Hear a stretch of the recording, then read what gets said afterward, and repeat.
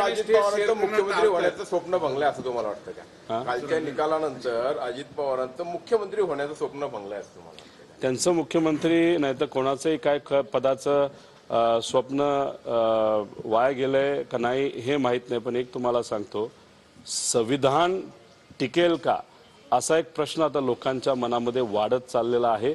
त्याच्याच बरोबर आपण जर बघितलं तर सामान्य लोकांचे प्रश्न हे अधिवेशनामध्ये सुटणार नाहीत असं एक कुठेतरी आता मोठ्या प्रमाणात आम्हा सगळ्यांना वाटायला लागले। आमदार झाल्यानंतर एक वेगळा आनंद असतो की आपल्याला सामान्य लोकांचे प्रश्न त्या लोकशाहीच्या मंदिरामध्ये मांडून सोडवता येतील, पण ते काय आजपर्यंत झालेले नाही। त्यामुळे महाराष्ट्राच्या विधिमंडळाची जी काही गरिमा होती ती आज 100% राहिलेली नाही। त्यामुळे येत्या काळामध्ये लोकांनीच योग्य असा निर्णय घेऊन कुठेतरी जे लोक खऱ्या अर्थाने सामान्य लोकांचे प्रश्न सोडवतील अशाच लोकांना निवडून देणं महत्त्वाचं आहे। सातत्याने अजितदादा साहेबांचं वय करतात, पण त्या साहेबांसोबत स्टेज शेअर करणं सातत्याने टाळतात, काय म्हणजे कुठेतरी तो त्यांचा व्यक्तिगत विषय आहे।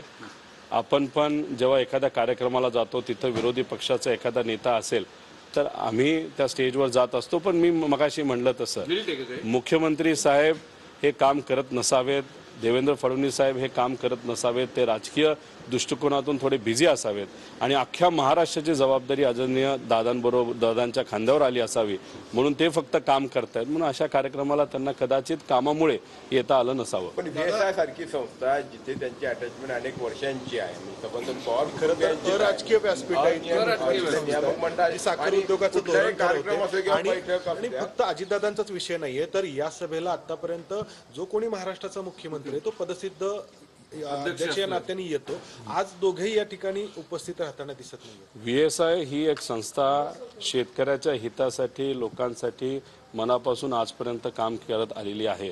आदरणीय पवार साहेबांच्या मार्गदर्शनाखाली ही संस्था आजपर्यंत चाललेली आहे।